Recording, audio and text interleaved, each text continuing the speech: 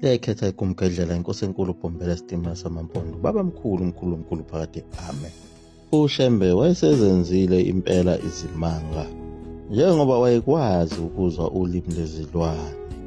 Kodwa waxoxela amaNazaretha ukuthi wake wadidwa indaba encane ayengayinakile lapho uNkulunkulu ayemtshela khona ngayo inyama yenkukhu ukuthi akahlukane nayo. uShembe wayekuziba lokho, ngoba phela kwakuyiyona nyama ayeyithanda kakhulu. Okunye futhi ukudla ayekuthanda kakhulu kwakuyilo iphalishi, idokwe. Wayengahlukani nalo, kodwa leli elilalile wayengalilokothi. Njengoba nawo amahewu avundisiwe wayengawaphuzi, wayephuze lona idokwe. Njengoba umuntu owumNazaretha engawaphuzi vele amahewu. uShembe wawaxoxela amaNazaretha indaba yakhe ukuthi ngelinye ilanga wayehlezi egcekeni komunye umuzi owawufuye zona izinkukhu. Lo muzi wawumkhulu, unezindlu eziningi kanye nazo izinkukhu ezaziphithizela egcekeni. Amehlo akhe uShembe aqondana nesinye isangoma esasiphuma kwenye indlu. Wasibuka lesi sangoma, sahamba lesangoma sinqamula khona ebaleni kulo muzi. Wathi sasibuka kanjalo lesi sangoma, sashaya amakhala, safinyela khona lapha egcekeni, wawela enhlabathini. Wathi uShembe sathuswe yilokho ukuthi onjani lo muntu oyinuku kangaka. Khona lapho isangoma sakhwehlela, sabe sesiphimisa isikhwehlela khona futhi lapha egcekeni. Wathi sathuswe yikho lokho, kwathi bu, izinkukhu lezi zazigcwele lapha egcekeni ziyobanga konke lokhu kungcola obekubangwa yiso lesi sangoma. Yilapho uShembe amangala khona, wathi hawu, kanti inkukhu ingcole kangaka. Ingakho uNkulunkulu wayengelulekile ngayo ukuthi ngize ngingayidli, kodwa mina bengiyithanda kakhulu. Inkukhu lena iyafana nengulube. Usukela ngalo lelo langa uShembe akaphindanga wayidla inkukhu. Ngisho ezwa iphunga layo lapho khona iphekiwe noma ibilisiwe, wayevele agule kuthi akabuyise endala inyongo. Wabe sewatshela amaNazaretha ukuthi bantabami, sengihlukene nezinkukhu, ziyinyama engcolile, ngoba izinkukhu zidla wonke ukungcola lokhu. uShembe waphenduka wafakazisa ngabo ayekade enabo kulo yamuzi ukuthi bantabami, nasibona lesi sangoma engishoyo ukuthi senzani. Babe sebefakaza-ke ababekhona kanye naye uShembe, basho ukuthi yebo impela iqiniso, sasikhona, sasibona leso sangoma. uShembe wathi esuka lapho wabuka amaNazaretha, wasebona ukuthi ayajabha yile nkulumo yakhe yenkukhu. Wabe sethi, bantabami, nilandela uJehova kodwa nisabambelele ezindleleni ezimbi. Wayewasho lamazwi ekhona phela endaweni yaseMthwalume, emzini wakhe owawubizwa ngayo iGospel, owawuyingxenye yayo yonke lemizi ayithengela amaNazaretha, izintandane zikaNkulunkulu ezazingesenawo phela umhlaba wokuhlala.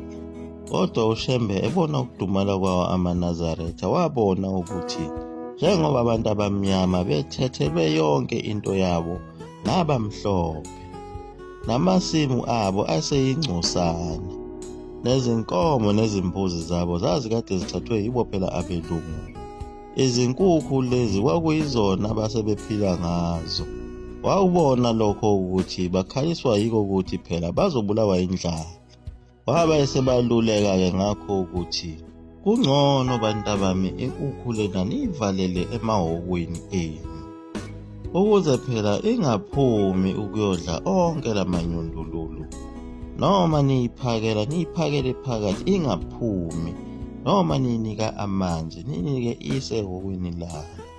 Kodwa le nkukhu ezihambela phandle emnyango ningayidli.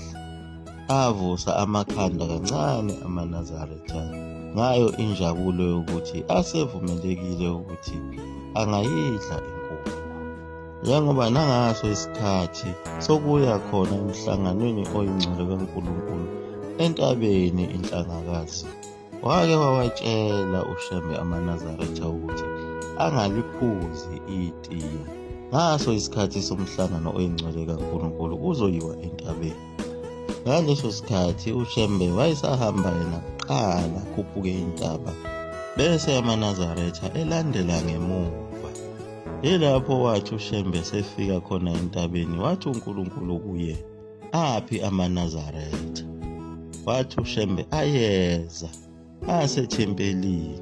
Wabe sethi uNkulunkulu lawo maNazaretha ngeke aseza, usuwahlubulile wena ngakho ukuthi uwayekisile itiye.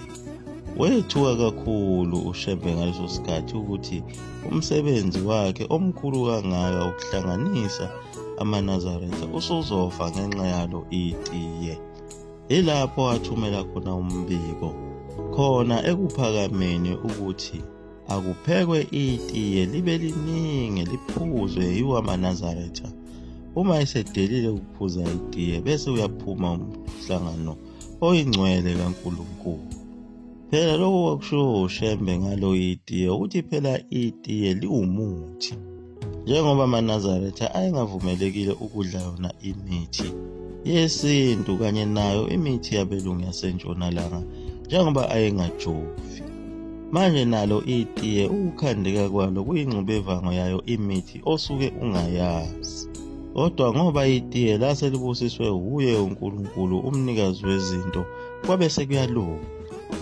Phela kwakulikhuni kubo abantu abamnyama ukube bekwazi ukuyigcina yonke lemithetho kaNkulunkulu, ngenxa yako ukuthi phela babevele bekhungulwe yizo izimishini bengasaphili ngaphansi komthetho.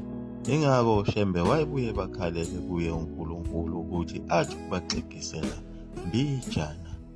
Njengoba uShembe wayegqugquzela khona phela ukuthi bengakuthengi ukudla kwabelungu, bazilimele bazifuyele emakhaya bazikhiqizele bona ukudla, ngoba awukwazi ukudla ukudla okusuka esitheni sakho. Vele sizokunikeza ukudla okuzokugulisa ukuze uzoza kuso futhi uzothatha amaphilisi okuphila kuso isitha sakho. Yilapho sobe sesikuthumbe khona enyameni njengoba nomphefumulo wakho siwuthumbele kuzo izimishini. Uyothi lapho usugula khona uyobe usuthandaza kuso isitha sakho ukuthi phela sikunikeze wona amaphilisi ukuze ukwazi ukuphila. Mhla isitha sakho lesi sesifuna ufe kuyoba lula futhi ngoba siyowavala lamaphilisi esikunika wona. Yilapho kuyoba khona ubuginqiginqi bezidumbu zabantu ngenxa yakhe umlungu esevale amaphilisi akhe. Ingakho uShembe wayengafuni ukuthi kuze uwadle amaphilisi omlungu kanye nemijovo yakhe kanye nako ukudla kwakhe okugulisanayo ungakulokothi. Kodwa ngenxa yakho ukuthi phela abantu babezwa kumnandi lokho kudla, babephikelela ngenkani. Okwakuyisimanga ngako uShembe kwakuyiko phela ukuthi wayengafundile, kodwa izinto ayezikhuluma zazidida ngisho nazo izifundiswa ezazifundile bona oPaisley Isaka Seme. Besho ukuthi leli bhinqa likhuluma izinto ezijulile kakhulu. Nakuwo amaNazaretha kwakuvele kudume upotiyane kakhulu. Ingakho wayihlala ngokuwatshela ukuthi abazukulu benu ibona abayoyiqonda le ndaba kaShembe. Akaqondakali lo Shembe, udokotela, usosayensi, umfundisi, umprofethi, aphinde abe ummeli njengoba phela izinkantolo wayezimela yena, ezikhulumele yena, engenayo ummeli. Liyaguqa lapho eGumkhendlela, Mzolo Mafutha Mkhovu 20 Amen.